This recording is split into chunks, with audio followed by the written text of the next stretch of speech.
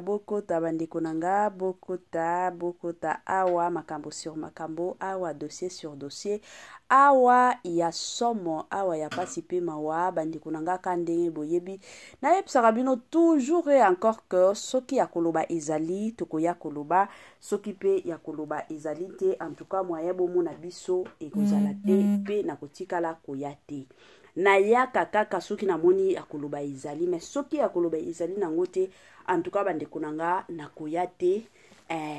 ezalaka bongo lelo oyo mama Etoiline Ines TV ayeli susu na makambo ya mama na biso mbili ya belle na bandi ebele ya batu bakozala na posa bayeba nini ezoleka na mama na biso mbili ya belle. Salut cher Bouchou, salut cher abonné, salut cher connaissance, salut surtout les amis de Etoiline Ines TV. J'espère que vous allez bien. Quant à moi, je suis bien, super bien par la grâce de Dieu. Chers Bouchou, chers abonnés et chers connaissances, yalelo toye lisusu ka ndenge boyebi biso soki toye seke ya koloba ezali soki ya koloba ezali te moyen toyaka ezalaka te pe ekotikala kozala te.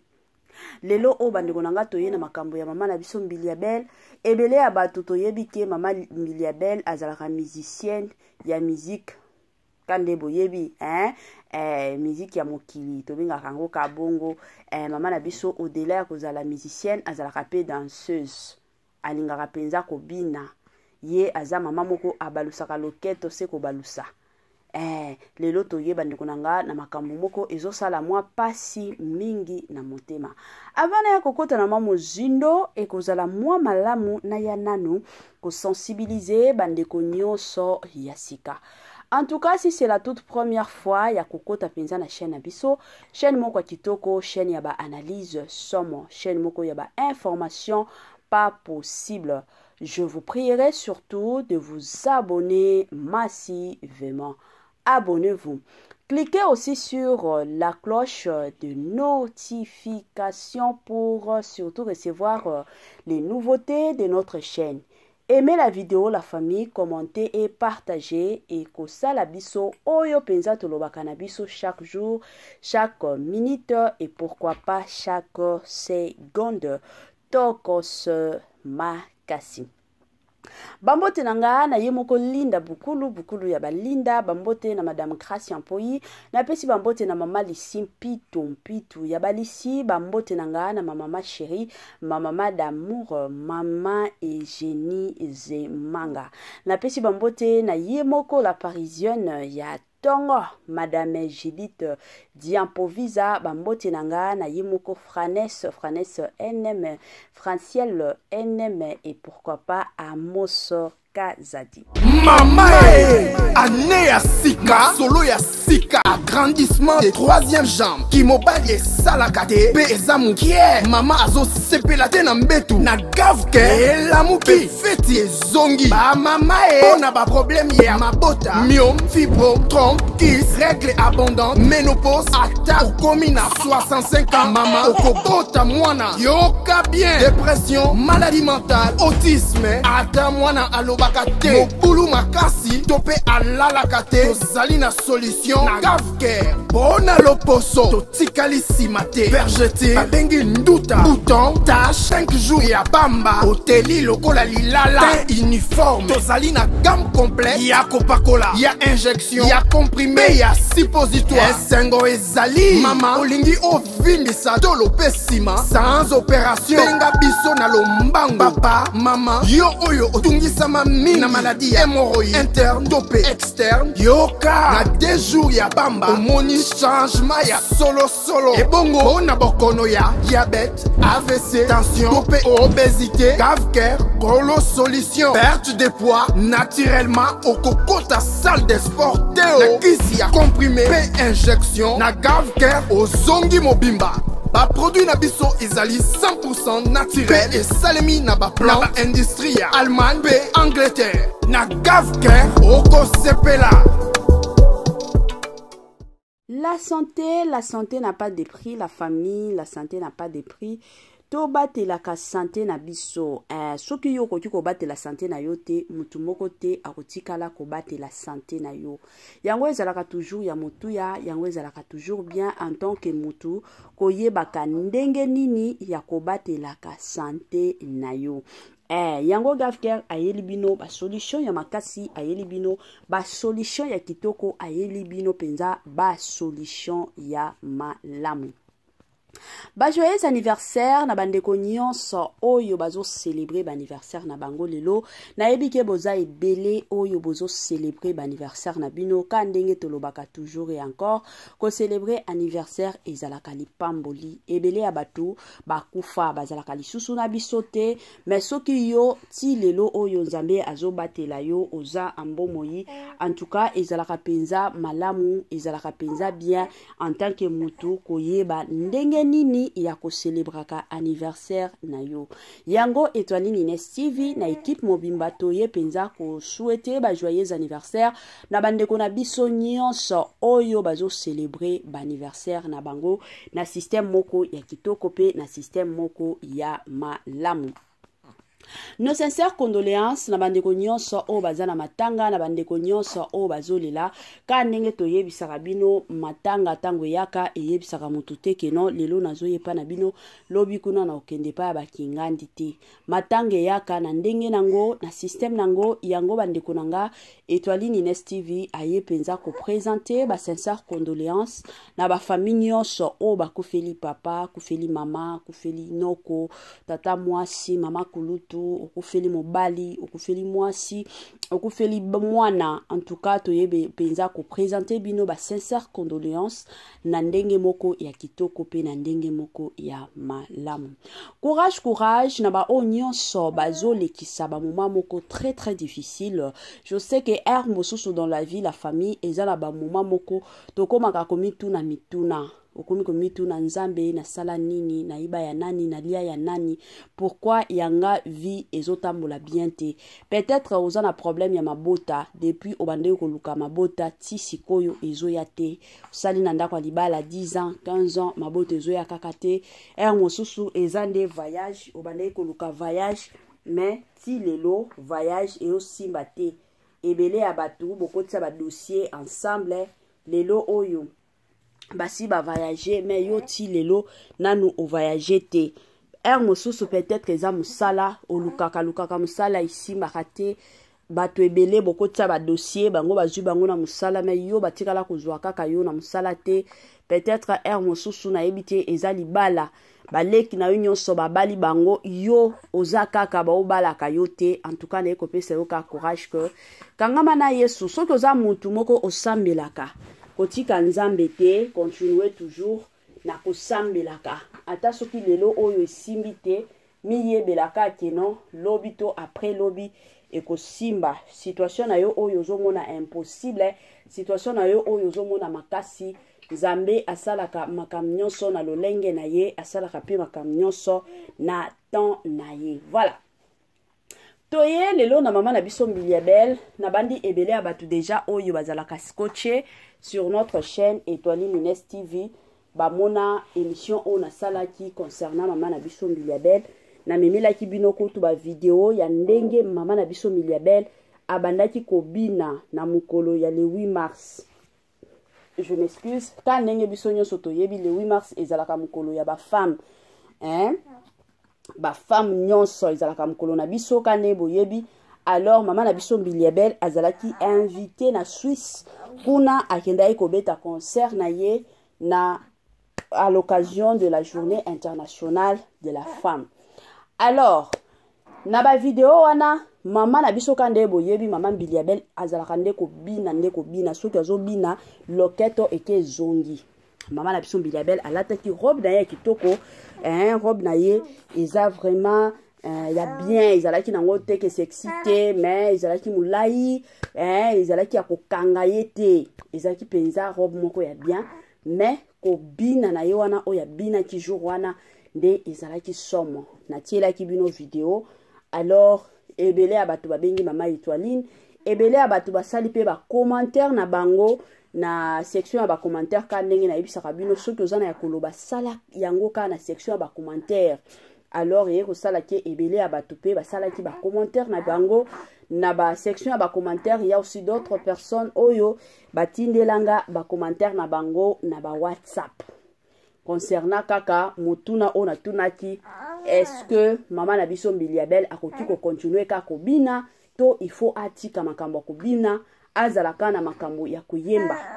Alors, sans plus tarder, nazotie la bino déjà ba commentaire wana ba ndekonanga to essayer ko sala analyse sur ba commentaire wana, en tout cas ekozala malamu. To kanenge na otie la bino ba commentaire bino moko botanga parce que zamba bilo mosusu ona oti ko tanga te vike ba makambo o ba tungosusu ba komi, en tout cas eza bien te pona ngai pona respect na ngai mais soki botanga botangi côté mosusu to sala na biso ba analyse. Na bandi ebele ya batu deja awa tozo tanga mwa quelques commentaires ya bandeko ebele oyo bayaki ko réagir pona makambo ya oyo etali ko bina ya mama na biso Mbiliabel. Eza na batu ebele oyo bazo sepela na ko bina ya mama na biso Mbiliabel, eza pe na batu mosusu oyo bazo sepela te. Mutu na mutu opesa ba raison na ye. Kaneti soki totali awa eza na papa moko abengaki alobi ye alingaka ndenge mama na biso Mbiliabel abalolaka loketo pona ye bino moko botanga kuna bandeko nanga, en tout cas ba bilongo susu moyen na prononcer yango na lobango awa ezate. Mais eza na batu mosusu pe balobi ke tokoki ko pekisa ye te ke abina vu que eza musala na ye, c'est bien a yembaka de l'autre côté abina. Ezate que non abinaka na ye en désordre. To abinaka à l'occasion de rien te. Abinaka pourquoi? Parce que ayembaka. Yango et permettra kaye de l'autre côté azo bina, de l'autre côté azo yemba.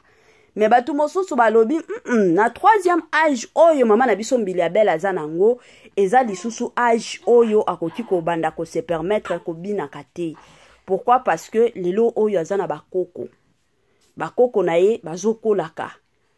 Lelo oyo azana babokilo pas seulement ya bana na ye oyo ye moko aboti kandenge toyebi na ba famille tozalaka peut-être aza mama kulutu, aza mama leki, aza tata mwasi.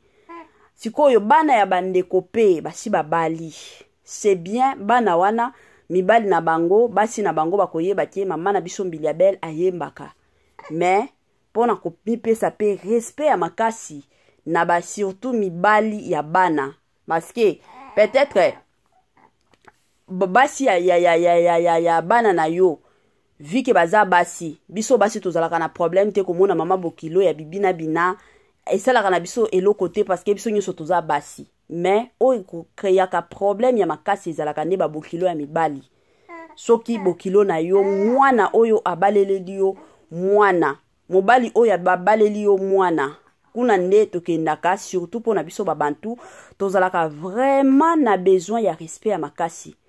parce que na ba réalité ya banda kwa libali eza ebele eza na mibali mosusu kande boyebi bafingaka basi eza na mibali oyo bamesana na bango kofinga bafingaka nde kofinga basi siko mibali ya bongo deja bobalani na bango bayebi ke ndenge eza boye mama na biso bokilo aza mama moko abinaka ye à l'occasion ya koyemba kaka bien sûr toyebi ye ke ayembaka mais kobina ezalaka musala na ye abina quand même à l'occasion de rien. Bon mona teke no bo bando fingi saka bana na bino banda kwa mabala. Babiloko wana pe esalaka. En tout cas mutu na mutu azana ba raison na ye mais ezana ba raison mosusu neti ya papa mosusu alobi ya sepelaka na ndenge mama na biso balukela kaye luketo soki abaluki ye de son côté moi ninga ekoti na nzoto, ce qui n'est pas aussi bien. Et surtout pour na biso bana nzambi eza bien te ata mukete parce que wana eza kopengisa pe batu mosusu bazo pengwa kaneti papa oyo azoloba commentaire oyo eza liboso wana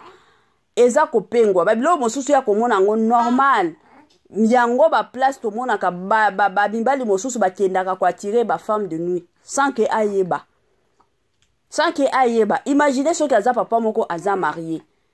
Donc, bon comprendre déjà que nanda kunaye ata soki amoni mwasi na ye azobina et osala ye le côté. A préféré amona ya mama na biso Mbiliabel. ezaka pasi pe mawa pasi penza ya makasi en tout cas nga na analyse nanga eloko kana koloba parce que na monaki mama na biso tchala mwana avant kufa et d'ailleurs que son âme repose en paix tango akolaki mama na biso tchala mwana akomaki lisusu kobina te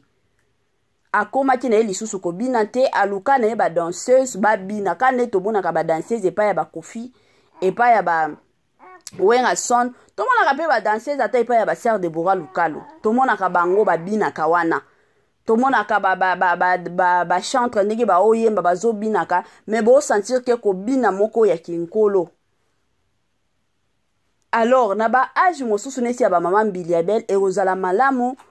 oyembi oluki mwa ba danseuse baye bazobinaka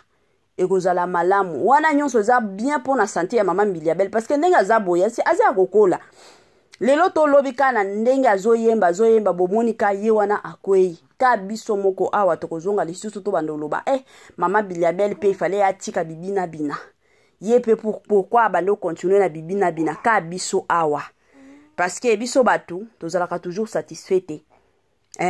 na âge na ye wana na 3e âge waza nango eza lisusu âge je sais que eza moi exercice mais bibina bina wana babiluketo ko ningisa luketo wana eza vraiment digne te na âge wana eza lisusu bien te ezalaki bien tango azalaki na ba quarantaine tango akotaki peut-être na ba 50 mais tango akoti na ba 60 en tout cas eza lisusu bien te il faut atale la paix respect à ba koko na imaginer koko na ya avantika na télévision boye aotala meme na ye mami na ye ye wana azobina seko bina bakoko surtout ya mibala celle-là c'est ma mémé ao petela pe lisolo et pas ya ba camarade na ye en tout cas biloko so ça la soni quand même mais soki a continuer na ye koyemba azana ye na vana ye na kitoko parce que toyebi ke il y a de ces personnes oyo bayembaka bazokendaka na koyemba ti na mokolo kokufa azoyembaka na ye tomona bango ba Yvonne Chaka bango wana ba oyembaka ti lelo babengisaka bango ba concert bakendaka na bango kobeta bien ke bazali lisusu activité ka ndenge mama na biso Mbiliabel azalaka lisusu activité mais ba Yvonne Chaka wana bazalaka lisusu na batan wana bibina binante parce que ayebi ke na sina koli tobina kala âge oyo eza âge na luka lisusu ba danseuse oyo bakoki kobina nga siko de mon côté na se concentrer na se focaliser kaka na makambo ya koyemba mais kobina eza lisusu yanga te wana eza selon ngai eza selon analyse nanga mais soki bino pe bokoya na ba analyse na bino bokoya na ba commentaire na bino en tout cas ekozala toujours malamu mutu na mutu aza na point de vue na ye mutu na mutu kande na lobaka na situation nyonso mutu na mutu azalaka toujours na moya suka eza te ke non kaka mama Étoile nde aza na moya suka te mutu na mutu kande tobetaka banalise mutu na mutu aza vraiment na moya suka na ye mutu na mutu aza na mwa liloba na ye oyo akoki koloba oyo akoki kobetela lisolo ezalaka bongo ekendaka pe bongo na système kaka ya bongo voilà la famille kande boyebi biso chez Étoile Nines TV eza chaîne oyo toyaka penza kopesaka batoli toya kopesa batoli bandeko nanga eza chaîne bana nzambe tokoki kosalela bino ba analyse na bandenge nyonso bolingi mais toli na biso tolingaka kozangisa ngo te pourquoi parce que on apprend chaque jour eza na mutu moko te oyo akoya koyebisa biso te ke non ye ayebi nyonso te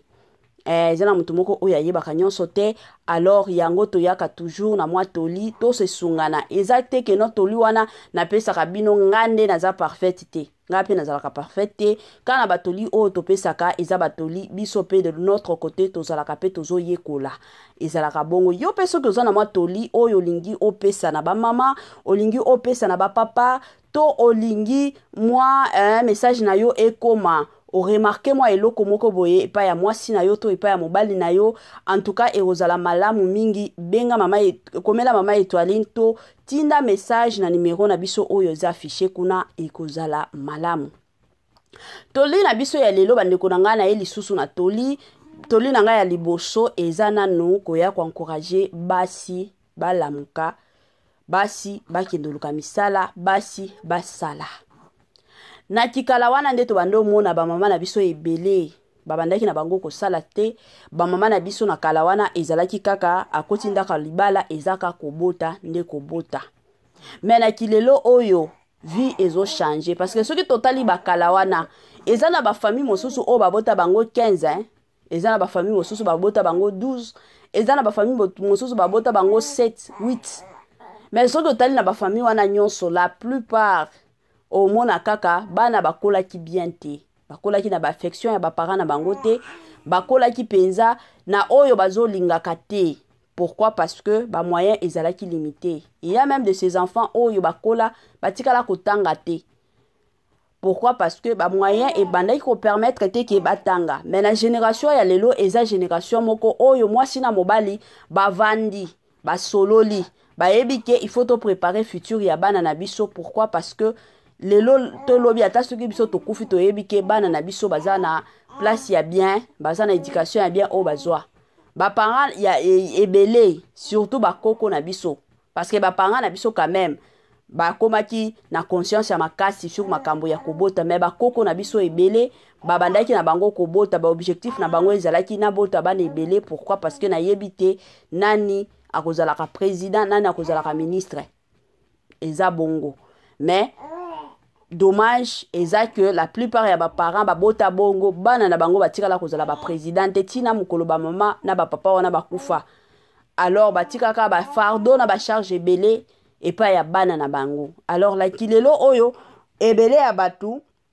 bazo mitia na mitu ke non to bota na biso ebele te mais to batela nde bana na biso mike o to bota bazala na vie ya bien bazala pe na éducation ya bien. Alors yango ne ko encourager basi mosusu parce que il y a de ces basi ti lelo na génération ya lelo oyo na siècle 21e siècle lelo oyo il y a de ces personnes oyo penza ba mitie na mutuke no ndenge zaboye nga penza na koti na ndako libala pona kobota tokota kananda kwa libala pona kobota te mais tokota kananda kwa libala parce que moi sina mobali bolinganaka bana ezalaka lipamboli ezalaka nango bénédiction on nzambe apesa kabiso. Et au-delà de ça, bana ezalaka fruit ya bolingo ya mwasi na mobali yango tobotaka bana. Soki bolingo ezate yango bongonaka mwasi na mobali baboti bana mobali azoki para mwa bana te mwasi pe kipaka bana te yango bomona bana mosusu bakomi bana kuluna. Alors na yeko encourager na bino basi bokota lelo o na banda kwa libala tango zokota na ndako kwa libala. Moi je me rappelle eza na ba place moko batuna ki mwasi moko ozokota na ndako ya libala okomema nini na ndako ya libala okomema nini epai na mobali na yo ye alobaki ngana omema bazungu na bansani mosusu alobi ngana omema saki ya loso bandeko ata yo moko bino bokanisi ke mobali na bino mobali oya balaki yo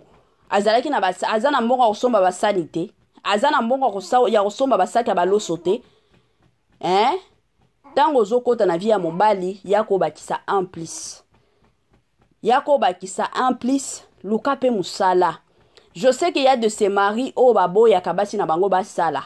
baboyaka mobali na mobali azalaka na ba raison na ye o ya boyelaka mwasi na ye asala mais en tant que une femme sage quand la Bible yebisaka biso une femme sage bâtit sa maison zwa temps ya kosolana mobali na yo faire y comprendre ye ezala ba mbali mosusu peut-être akuta yo na kindumba amona yo na ba message moko boye ba appel moko boye o ezanga tina peut-être yango wana alingaka lisusu ko exposer yo te mais yo nde ya ko convaincre mobali na yo ke ndenge za boye makambo oyo kutela nango na téléphone to na appel ezalaki boye te asalela yo confiance lisusu kendo sala parce que tango o sala eza pona vie na bino eza pona épanouissement ya foyer na bino eza pona épanouissement ya famille na bino. Omona na bandako o nyonso mwasi na mobali basalaka bakendaka mbangu evolution ezalaka ya makasi ke na ba couple o ezaka ka mobali ndi azosala to mwasi ndi azosala omona ba couple wana ezalaka limité boza limité na salaire moko donc boyebi ke chaque fin du mois biso tosomba ka provision ya Thompson tosomba ka provision ya soso tosomba ka loso. Mais tandis que ceux qui boza na ndako o mwasi na mobali azosala boko yeba ke mwa oyo kuna mwa wana tosomba ki na biso ngombe mwa oyo tokosomba ngombe te tokosomba ntaba mwa kuna tokosomba boye te tokosomba boye bo mona taba mwa projet na bino ya mike ezokendaka mbango projet oyo peut-être ilingaki ezwa bino des années mais aussi longtemps que bozo travailler bino nyonso bomona ke projet na bino ekobanda kokendaka mbangu ezalaka bongo na système moko ya bongo yango na eko encourager basi nyonso de partout au bolandaka Étoile Ines TV. En tout cas, s'il vous plaît,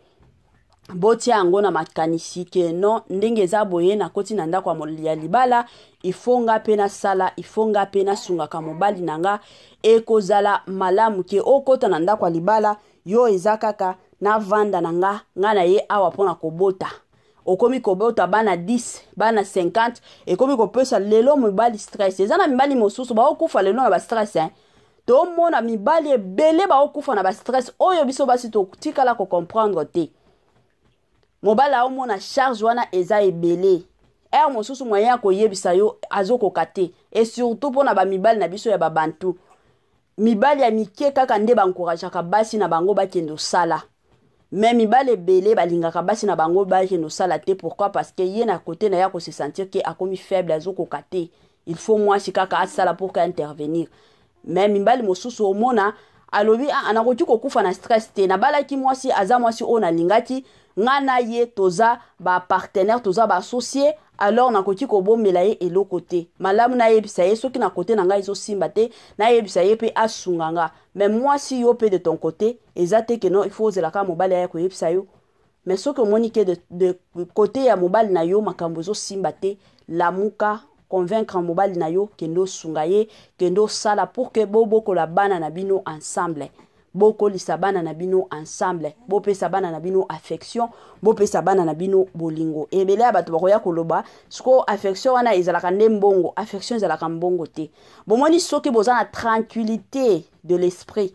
bomona ke epa ya bana na bino bokolakisa bango bolingo mais soki boza na bakanda kanda. Pourquoi? Parce que makambo zo simbate. Pourquoi? Parce que vous en avez stress ya eloko moko kingande zo simbate. En tout cas, yango bomona ka mama komi na kanda kanda, papa komi na kanda kanda. Mwana sala makambo ya muke kaka. Il faut que mona ndenge papa to mama akobeta mwana. Ezalaka bongo. Mais soki bo travailler ensemble, papa na mama bo sala bino nyonso ensemble, bomona ke ba kanda wana ekozala na tante. Ekozala mosika penza na bino. Boko vivre vie na bino kitoko vie na bino na bolingo nyonso na système moko ya malamu. Voilà la famille tokomi na suka ya moi partage na biso ka ndenge toyaki ko sala moi partage na biso concernant mama na biso mbili ya belle kande boyebi en tout cas ba commentaire na bino et ko sala biso tokos. Permettez-moi surtout de vous dire bye bye et à la prochaine.